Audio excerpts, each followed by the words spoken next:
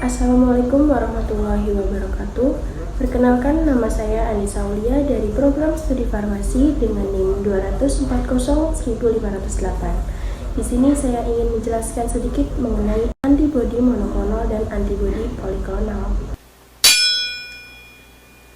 Kita bahas terlebih dahulu definisi dari antibodi poliklonal. Untuk definisinya yaitu kumpulan antibodi terhadap suatu antigen secara spesifik yang dapat mengenali lebih dari satu epitop antigen tersebut. Untuk cara produksinya kita bisa lihat. Untuk antibodi poliklonal ini cara produksinya yaitu jadi kita menginjeksikan antigen pada hewan. Di sini misalkan menggunakan kelinci. Kemudian nantinya antigen injeksi ini dapat mengaktifasi sel B yang diharapkan dapat pembentukan antibodi. Antibodi tersebut yang diproduksikan paling banyak itu ada di darah. Nanti kita akan melakukan pengambilan darah, kemudian preparasi serumnya yang nantinya kita akan ambil antibodi yang ada di serum. Baik, selanjutnya kita bahas mengenai antibodi monoklonal. Untuk definisinya yaitu kumpulan antibodi terhadap suatu antigen yang dapat mengenali hanya dari satu epitop antigen tersebut. Sedangkan untuk cara produksi dari antibodi monoklonal ini, untuk step pertamanya itu sama seperti antibodi poliklonal, yaitu kita menginjeksikan antigen kepada hewan, misalkan tikus. Kemudian kita isolasi sel B yang diharapkan sel B ini dapat mengekspresikan dari antibodi. Nantinya sel B kita fusi bersama dengan sel mieloma. Untuk sel mieloma ini dia merupakan sel tumor atau sel kanker. Jadi memiliki karakteristik bersifat immortal. Kenapa kita fusikan? Karena kita tujuannya ini ingin mendapatkan sifat dari keduanya. Yang pertama, kita ingin mendapat sifat bahwa sel tersebut itu dapat bisa menghasilkan antibodi yang juga bersifat immortal.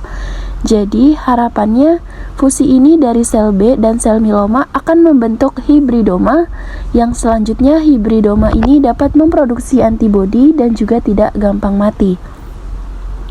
Selanjutnya kita akan melakukan seleksi hibridoma yang kita inginkan karena meskipun ada beberapa hibridoma bisa saja menghasilkan antibodi yang berbeda.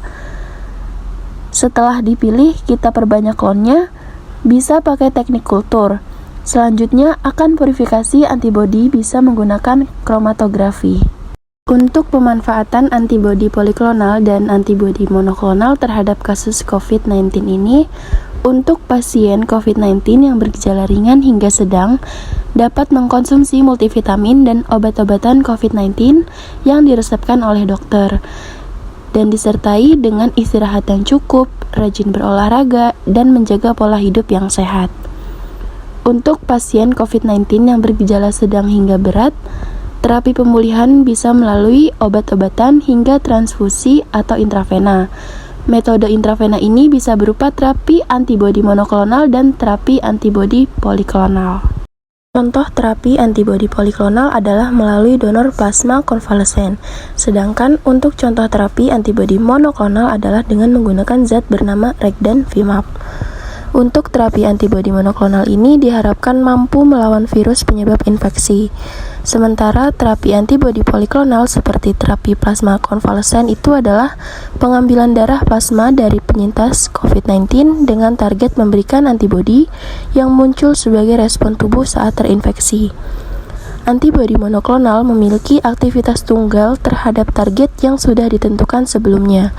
Sementara plasma konvalesen mengandung antibodi poliklonal dalam serum penyintas yang sedang dalam masa pemulihan.